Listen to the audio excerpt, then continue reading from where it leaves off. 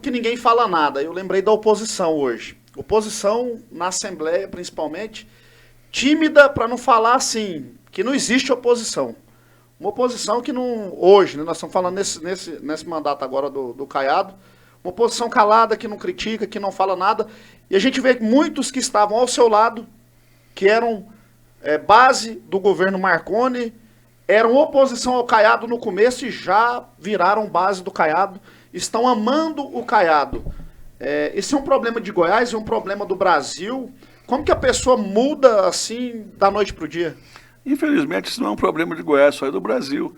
Tem muitas pessoas que não são ligadas a um programa partidário, não são ligadas a uma proposta de governo, são ligadas ao governador, seja ele qual for. Feio, bonito, de qualquer cor, de qualquer raça, de qualquer etnia, está no poder, a pessoa que gosta de fazer assim é amiga. A gente tem um monte de pessoas que são amigos do poder e dos interesses próprios, e não do povo. Você pode ter certeza que cada um tem lá seus centenas de milhares de reais de cargos comissionados. E estão ali porque tem cargos para a família de cabos eleitorais, é assim que funciona, infelizmente.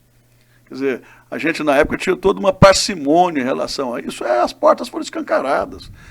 O dinheiro hoje, grande parte do dinheiro é consumido para poder pagar essas mordomias todas, esses salários, esses apaniguados que ficam aí. Por que na minha época a gente tinha um dinheiro regrado, mas a gente tinha dinheiro para fazer tanta obra? Eu pagava a dívida do Estado rigorosamente em dia. Na época era 300 e tantos milhões por mês, eu nunca atrasei um dia. Nem o pagamento do funcionalismo, nem o pagamento, pelo contrário. Eu peguei em atraso 2 vezes, coloquei em dia e pagava dentro do mês vencido. E ao mesmo tempo fui o governador que começou a pagar os funcionários, pagar o 13º dos funcionários no mês do aniversário. Isso no primeiro ano de governo, com muita dificuldade. Mas por que a gente conseguia dinheiro, apesar de pagar a dívida, pagar todas as obrigações, pagar todos os serviços do Estado e ainda fazer tanta obra como nós fizemos? É porque a gente fazia com parcimônia, com correção e com economia, mas a gente não desperdiçava dinheiro com essas coisas que são desperdiçadas hoje. Entendeu? Agora, a publicidade, os veículos que são cooptados, eles estão aí para divulgar apenas o que o governo quer, o que o governo fala. Não tem contraponto. E eu, enquanto for político de oposição e enquanto for presidente do PSDB, eu vou dizer aquilo que eu acho que tem que ser dito, sem meias palavras. Eu fui perseguido durante 5 anos. Tentaram criar todo tipo de constrangimento a mim. Você está falando da Cash Delivery? Tudo, de tudo quanto é coisa. Criaram uma polícia anticorrupção apenas para tentar ver se eu tinha alguma coisa errada. Reviraram meus governos e acharam o quê? Não acharam porque não tinha. Porque era conversa fiada. Era conversa de quem queria me desmoralizar para tentar reinar sozinho. Isso é típico dos coronéis atrasados do século XIX. De políticos que acham que tem que mandar em tudo. E comigo não é assim. Outros podem até ficar com medo. Eu não tenho medo, sabe por quê? Porque eu tenho a minha consciência tranquila de que trabalhei demais.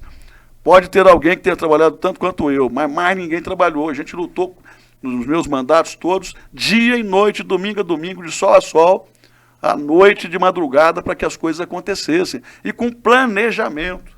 O que falta hoje em Goiás é planejamento, eficiência, ação. Dinheiro não falta. O governo federal, por exemplo, despejou dinheiro aqui na pandemia. O governo não paga a dívida do Estado como eu pagava com a União. Está acumulando para os outros governadores pagarem. O governo não dá aumento para os funcionários. O governo não contrata funcionários novos. Para onde é que está indo esse dinheiro? Esse dinheiro está acumulado. Podia estar sendo, pelo menos, transformado em obras, em serviços. Você tocou num ponto interessante sobre a perseguição que, na tua visão, você sofreu durante 5 anos. E eu abordei a questão da Cash Delivery. Eu acompanhei uma entrevista tua, não sei se foi para o Popular ou para o Jacques Abraão, você falando sobre o fato do jornalista Jorge Cajuru ter perseguido o senhor durante toda a tua vida, e principalmente nesse fato específico da Cash Delivery, junto com um juiz ou um procurador do Tocantins. O senhor continua com a mesma visão? Tudo aquilo ali foi armado contra o senhor? Mais do que armado, aquilo ali foi um assassinato de reputação criminoso. Tanto é que aquela operação foi totalmente anulada pela justiça, anulada inteira, porque não tinha nem pé nem cabeça. Era uma armação ilícita, uma armação sórdida para tentar me desmoralizar, me derrotar, e fizeram isso. E não adiantou só me derrotar, me desmoralizar, fazer o que fizeram comigo. O Cajuru junto com o promotor da Tocantins estavam por trás? Na época, todas essas pessoas estavam, incluindo o governador. Todas estavam. Falando em Cajuru, posso entrar num tema? Pode. Cajuru, o senador foi eleito senador, falando mal do Marconi e ao lado do Bolsonaro. Hoje, ele abandonou o Bolsonaro. Ele parou de falar mal do Marconi? Não sei, eu não ouço, não vejo, não leio, não sei o que ele anda falando. Agora, eu sempre... Você tem mágoa dele, Marconi? Você tem mágoa dele, do Cajuru? Eu não tenho mágoa em relação a ninguém. Aliás, todos os dias, quando eu me deito e faço as minhas orações, eu cumpro aquilo que está escrito nas Escrituras, que é você, inclusive, orar pelos adversários, pelos inimigos. Eu, com sinceridade, faço isso. Faço e me sinto super tranquilo, porque eu não fiz mal a ninguém. Se fizeram em relação a mim, que peçam perdão a Deus, que paguem por isso. Mas, enfim, eu tenho minha consciência tranquila. Todas as maldades, todas as injustiças que quiseram praticar contra mim, caíram por terra. Eu ganhei na justiça, a justiça anulou porque não tinha razão de ser, porque não tinha nenhuma evidência de que eu tenha feito qualquer coisa errada. Agora, como é que um governador vai fazer tanta coisa como nós fizemos, 90 unidades de VaptVupt, 88 estações de tratamento de esgoto, asfalto por toda parte, duplicações, obras de grande envergadura, mais de 15 hospitais espalhados pelo estado afora, mais de 150 escolas padrão século XXI, 63 colégios militares. Quem criou colégio militar no Brasil foi aqui conosco. Quer dizer, aqui, né? Como é que a gente conseguiria fazer 200 mil bolsas para estudantes carentes? Como é que a gente ia conseguir fazer tanta coisa? Eu estou citando aqui apenas uma parte. Se a gente tivesse feito mal feito, se a gente tivesse feito coisa errada, com corrupção, com desvio. Essa estação de tratamento de água, eu fico vendo assim, o atual governo tenta se apropriar o tempo inteiro das coisas que nós fizemos. Agora, outro dia, o governador foi à imprensa para dizer, não vai faltar água em Goiânia, a barragem do João Leite está aí. A barragem do João Leite, o sistema Mauro Borges está aí porque nós gastamos 20 anos investindo R$1 bilhão para construir a maior obra do Centro-Oeste, que é essa barragem do João Leite, com interceptores, com adutoras, com estações de tratamento de água bruta. E isso garantiu para 50, 100 anos, água para Goiânia, para Trindade, para Aparecida de Goiânia. Então foram obras robustas. No governo anterior ao meu, tinham derrubado o estádio olímpico. Nós fizemos um centro olímpico maravilhoso. O autódromo estava caindo aos pedaços, nós reconstruímos o autódromo, fizemos o Oscar Niemeyer, deixamos obras fundamentais para o povo, como o GOL, o CRER, que hoje me dizem que perdeu muito em termos de qualidade.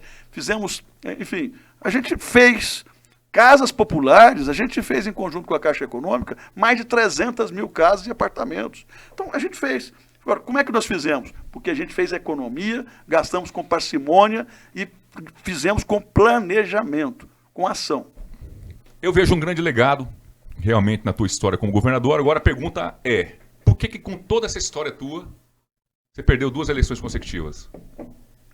Primeiro, vocês todos sabem, foi a armação da Cash Delivery. Eu recebi uma busca e apreensão encomendada, faltando 9 dias para a eleição. Eu estava em primeiro lugar. Não há quem sustente uma coisa dessa, uma armação desse tamanho. A segunda também está explicado. Eu tomei a decisão, na eleição agora, do ano passado, de apoiar a candidata que o partido apoiou, que foi a Simone Tebet. E a eleição ficou polarizada. Alguns queriam que eu fosse com Lula, outros queriam que eu fosse com Bolsonaro. Provavelmente, se eu tivesse sido com um dos dois, eu poderia ter sido eleito, porque a eleição polarizou. E, ao final, quem é que ganhou a eleição em Goiás? Quem estava com Bolsonaro, estava em terceiro ou quarto lugar, mas houve a vinculação. O eleitor do Bolsonaro resolveu votar nele e votar no 22. Então, tudo bem, está tudo certo. Agora, me perguntaram, mas aí você vai largar da política? Eu falei, não, eu tive 20% dos votos dos goianos sem candidato a governador, sem candidato a presidente, porque a Simone Tebet nem veio aqui e também teve muito pouco voto, e tinha uma chapa de deputados fraca. Eu tinha pouquíssimos prefeitos me apoiando, pouquíssimos vereadores. O delegado Valdir batendo você 24 horas por dia. Tinha lugar, por exemplo, Alisson, como em Santa Helena de Goiás. O Marconi não está querendo falar o nome do povo. Eu estou tentando colocar na boca dele aqui. O Alisson, em alguns lugares, uma cidade grande como Santa Helena de Goiás, eu tinha 2 suplentes, 2 ex-vereadores me apoiando. Então, não tinha estrutura, não tinha apoio. Mesmo assim, eu fiz 600 e tantos mil votos de pessoas, de goianos, que viram o trabalho que foi feito, que acreditam no trabalho, no legado, na nossa capacidade de trabalhar. Então, eu me sinto extremamente satisfeito. Eu não tinha muleta nenhuma, nem de um lado nem do outro. Eu não tinha muleta de governador, que geralmente ajuda a eleger senador, não tinha o amuleto do presidente, e mesmo assim, pela generosidade dos goianos, foram 20% dos votos. Eu me sinto extremamente vitorioso com isso. Marconi, você sempre foi tido como oposição ao PT. Opositor ao PT, na época que o PSDB era o rival histórico do PT. O Fernando Henrique Cardoso, Zé Serra, enfim, sempre teve candidato à presidência. Você teve aí um tempo uma rivalidade com o Lula. E aí chegaram a cogitar na época do Senado que você poderia ser candidato a senador apoiado pelo PT. Você teria coragem de sair candidato a senador apoiado pelo PT? Olha, eu fui convidado para fazer essa aliança não só para ser candidato ao Senado, mas também para ser candidato a governador. E você sabe por que eu não fui candidato, doutora Marilda? Por uma questão de coerência. Eu não sou daqueles que lavam a cara, perdem a vergonha e depois de um longo tempo de hostilidade, depois de um longo tempo de rivalidade, de disputa, principalmente política e ideológica, não pessoal. As pessoas vão por conveniência eleitoral e política, não, agora eu vou ficar, ele está bonito agora, eu agora gosto dele, ele está bonitinho. Não sou assim. Eu não fui candidato, poderia até ter me elegido, porque eu teria 3 minutos e meio de televisão. Sozinho, só nós, o Cidadania, nós ficamos com 30 segundos. Eu só não fui candidato por uma questão de coerência, certo? E em relação ao Bolsonaro, a mesma coisa. Eu não tinha estado com ele, eu não tinha ligação com ele, por uma questão também de coerência. Eu também não fui. E porque o meu partido apoiou uma outra candidata. E por questões ideológicas hoje? Você tem um caminho. Eu ia fazer essa pergunta. É Lula ou Bolsonaro? Essa pergunta tem como escapar. Em quem você confia o futuro do Brasil? Eu sempre procurei uma outra via que não era nenhum nem outro. A minha via sempre foi o centro, sempre foi a social-democracia, sempre foi o PSDB. Aqui em Goiás, nos últimos anos, desde que eu me candidatei a governador em 98, deputado em 94, o PSDB sempre ganhou para presidente. Perdeu em 18 com o Geraldo Alckmin, mas nas eleições anteriores todas o PSDB ganhou, e o PSDB sempre foi uma ótima alternativa ao Brasil. Então eu fiquei e continuo onde eu sempre estive. Eu agora, por exemplo, fui convidado para ser presidente nacional do PSDB. Eu disse, olha, eu acho que eu não tenho condições de ser, eu tenho um sonho de ser presidente nacional, mas não agora, eu não tenho mandato. Eu não tenho um cargo onde eu possa me ancorar para poder fazer um trabalho melhor. E, olha, eu ajudo, faço o que for possível para ajudar o PSDB, mas eu não me sinto em condições agora de estar na linha de frente sem ter uma condição melhor. Então, assim, eu sou uma pessoa desapegada de poder, de essas coisas todas, aprendi com o tempo, amadureci com o tempo, errei muito, acertei, graças a Deus, muito também, e a gente aprende com os acertos e com os erros. É assim a vida, né? Agora, de uma coisa não me podem acusar, de algumas coisas. Uma delas é de ser preguiçoso. Todo mundo em Goiás sabe que eu sempre fui trabalhador, sempre lutei demais para que as coisas acontecessem. A outra é me acusar de incoerência. Eu nunca fiquei pulando de galho em galho na minha vida. Eu estou no PSDB já há 28 anos. Eu já mudei muito de partido. eu já mudei muito de partido. Mas assim, sempre dentro de uma linha. Por exemplo, você está hoje no PT e você mudar para o PL depois de uma semana, 2 anos, enfim. Essas incoerências que o Marconi acabou de falar aí.